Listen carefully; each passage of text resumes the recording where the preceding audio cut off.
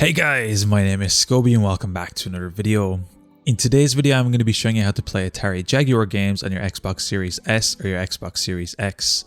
This is going to be a nice, quick and easy tutorial. I'm going to be showing you step by step how to do everything. Let's jump right into this.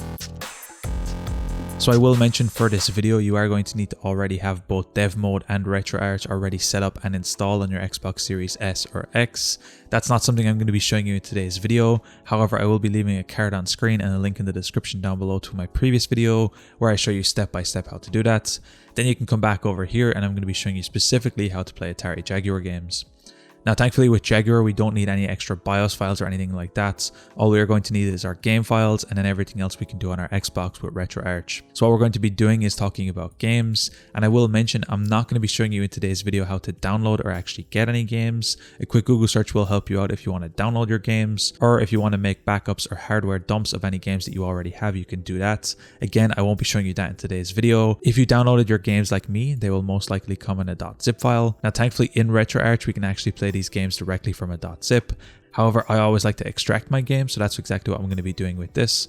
To extract a .zip file, all we need to do is right click, click extract all, click extract, and then our game is going to extract. And just like that, our game is going to extract out into a .jag file, and that's exactly what we're looking for a Retroarch. So we can either play games directly from the zip or from a .jag file, whichever you prefer. From this point, all we need is an external drive or USB stick. We're going to be putting our games on that, and then we're going to be heading over to our Xbox and continuing and playing everything from there. So once you're over on your Xbox and you've plugged in your drive, if this is your first time plugging in your drive, you might get this pop-up asking if you'd like to use it for Xbox game storage or media storage. It's really important here that you select media storage so we can add whatever files we want on here. Otherwise, if you select game storage, it will fully wipe your drive and only allow you to install Xbox games on this. So it's important that you make sure this is entered correctly.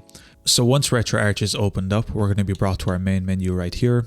What we're going to be doing from this point is we're going to be clicking the load core option right here, and we're going to be scrolling down until we see Atari, and we're going to be looking for the Atari Jaguar right here, or in this case in brackets Virtual Jaguar.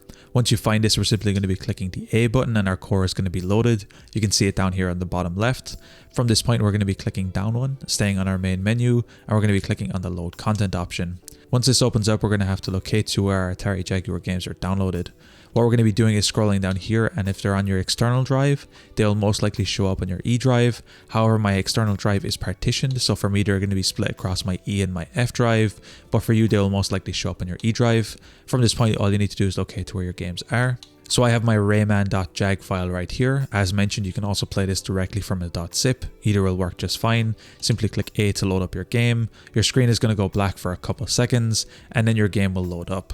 Now once your game loads up, everything should run really smooth. The simulator is pretty good and your Xbox shouldn't have any issues running this at full speed. Now once your game is opened up, we're going to be able to open up our Retroarch menu, and we're going to be able to take a look at a couple things. To do this, you can press whatever combination you set up previously. For me, it's down in select, and here we will see our Retroarch menu. You can see all of the usual Retroarch settings right here. What we're going to be doing is scrolling down until we get to the options tab right here. We're going to be clicking A on this, and here we're going to have a few core specific options. At the top right here, we'll see the game file that we're playing, which is currently Rayman. Below this here, we'll have a couple of other settings that you can play with. I didn't actually need to play around with any of these things. However, there is two things you can take a look at depending on what you need. The first is going to be the BIOS. You can actually enable this to see it on startup. And the second thing you can enable right here is PAL. If you're having any issues trying to play PAL games, you can come here and enable this. However, this will require a restart to come into effect as mentioned. But you can feel free to enable any of these or play around with any of these depending if you're having any issues or you just want to experiment with the settings a little bit. The last thing I'd recommend doing is creating a game playlist. As you can see, I have one right here. I created it previously for the Super Nintendo. It's something that basically concatenates all of your games and puts them in one section like this. It will automatically attach a core to them, and it will make your Retroarch experience a lot better if you're going to be playing a lot of different emulators and cores.